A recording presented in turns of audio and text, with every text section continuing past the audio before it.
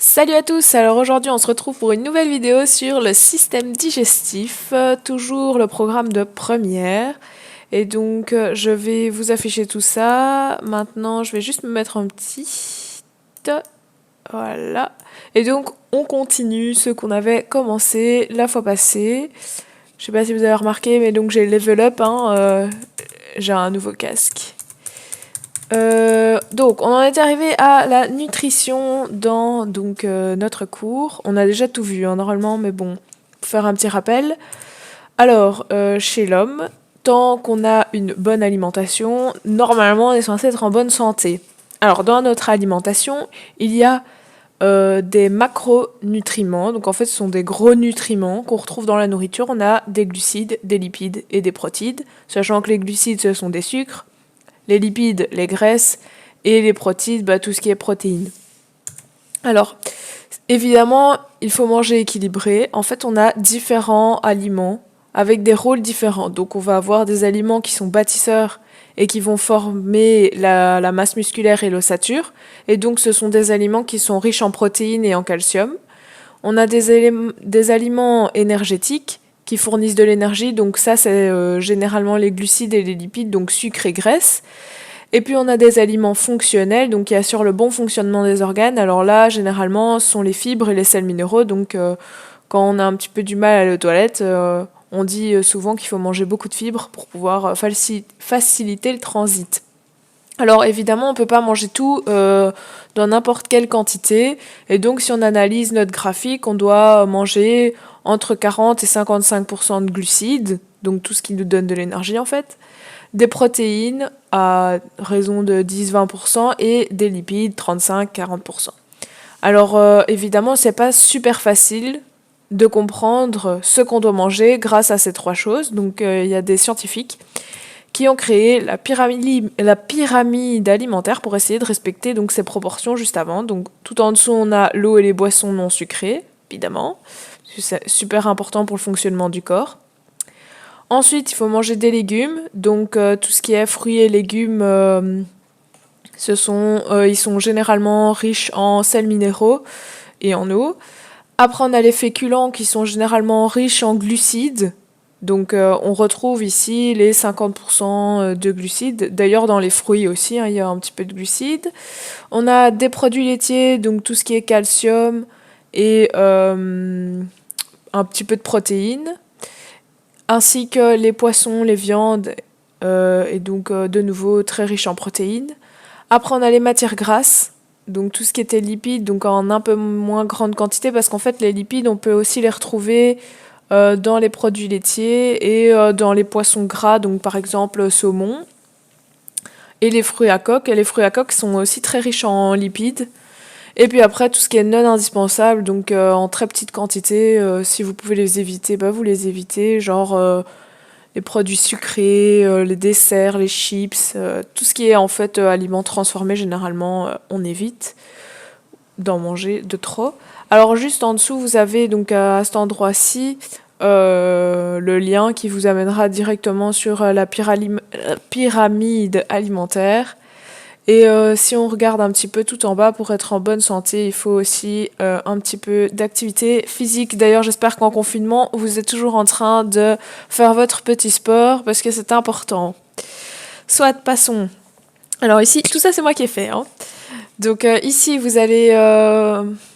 on va surtout parler des aliments et des macronutriments qu'ils contiennent. En fait, pour être assimilé dans le corps, évidemment, on va pas manger une pomme et la pomme va pas directement passer dans le sang.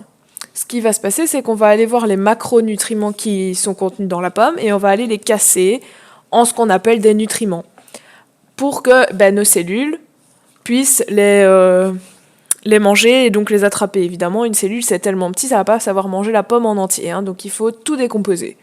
Et donc, nos macronutriments, donc les glucides, les protides et les lipides, ils vont se transformer en nutriments au cours de la digestion. On va former alors du glucose, des acides aminés et des acides gras. Pour tout casser, évidemment, on a besoin du système digestif. Alors, si tout ça vous avez normalement reçu dans votre cours, donc on commence par tout ce qui est bouche, langue, glande salivaire, l'œsophage, l'estomac, le duodénum, l'intestin grêle, le gros intestin et l'anus et ici le rectum. Donc le trait, c'est l'appendice. Donc on remarque en fait que tout ce que j'ai cité, c'est en bleu, sauf les glandes salivaires. Mais donc tout ce qui est en bleu, on va appeler ça le tube digestif. En fait, ça va contenir des aliments, et c'est par là que les aliments vont passer. Oula, j'arrive pas. Hein. C'est par là que les aliments vont passer. Donc si on fait le trajet des aliments, ça passe par là, ça arrive dans l'œsophage, ça passe par l'estomac, le duodénum, l'intestin grêle, en fait je viens de le dire, et puis ça ressort. Alors tout ce qui est en vert, ce sont des glandes qui vont intervenir dans la digestion, mais qui ne vont pas être en contact direct avec les aliments. Et donc on va appeler ça des glandes annexes. Elles sont hyper importantes pour la digestion, mais elles ne seront pas en contact direct avec la nourriture. Alors, donc, j'ai expliqué, il y a plusieurs organes, donc il y a plusieurs rôles aussi. On a le tube digestif directement en contact avec la nourriture, et puis les glandes annexes. J'ai oublié des S là, mais bon, c'est pas grave, vous avez compris. Alors, il y a des actions, ces glandes et ce tube digestif, ils vont pas avoir les mêmes actions. On va avoir des actions qui sont dites mécaniques et des actions qui sont dites chimiques. Alors, tout s'entend dans le nom. Mécanique, on va casser, directement mâcher, etc. Alors que chimique, ça va plus être des réactions pas chimiques, hein, facile. Donc, dans le système, il y a deux types de digestion. On a digestion mécanique, broyer des aliments avec les dents. Il y a les mouvements péristaltiques du tube digestif. Donc en fait, les mouvements péristaltiques, c'est des mouvements de contraction et de décontraction, de relâchement, qui va permettre aussi au bol alimentaire et aux aliments de descendre dans votre tube digestif. Et on a aussi la digestion chimique, donc la salive va avoir un rôle chimique, les sucs gastriques vont avoir un rôle chimique, etc., etc. Donc digestion chimique. On va voir ici, par exemple, c'est une expérience. On a mis des bouts de viande dans de l'eau, on a attendu un petit peu, on remarque qu'il ne s'est rien passé. Par contre, si on met des bouts de viande dans du suc gastrique, on va remarquer au bout d'un moment que ces bouts de viande se dissoudent, entre guillemets, dans le suc gastrique. Et donc, c'est ça qu'on va appeler la digestion chimique.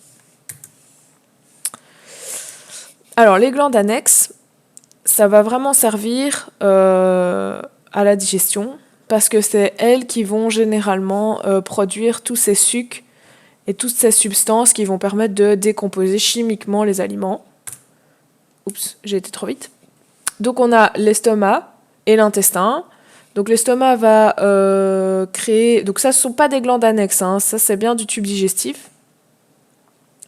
Donc l'estomac va créer une substance qui est le suc gastrique, et il va décomposer généralement les protéines et parfois, mais très peu, les lipides.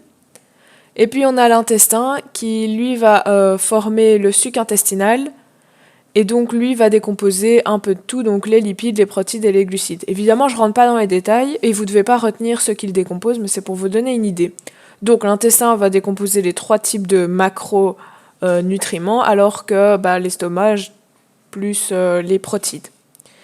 Dans les glandes annexes, on a les glandes salivaires, donc qui produisent la salive et qui va décomposer tout ce qui est sucre, donc tout ce qui est glucides, parce qu'en fait les glucides sont des très très très très grosses molécules, donc des macronutriments qui sont assez gros, et donc on va avoir besoin de les décomposer dès le départ de la digestion, donc directement dans la bouche.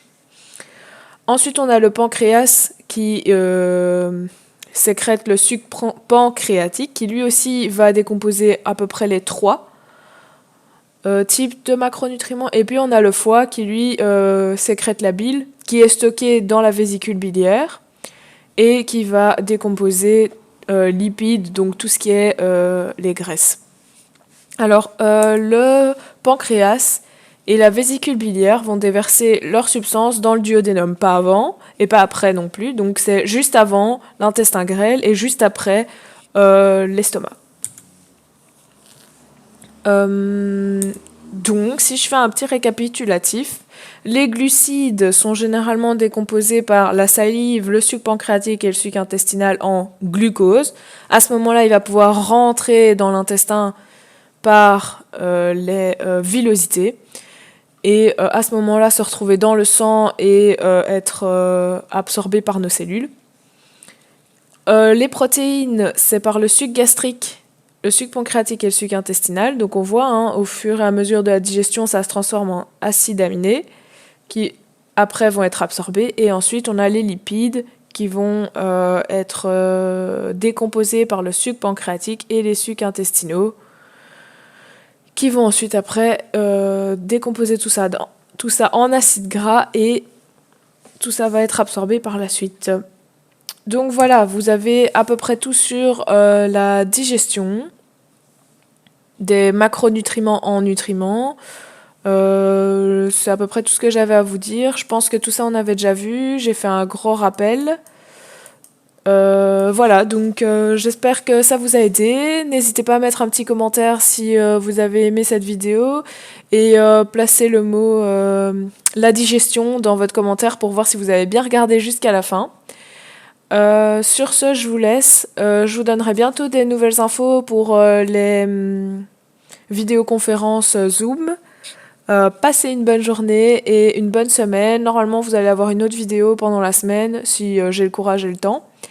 Voilà, bonne journée.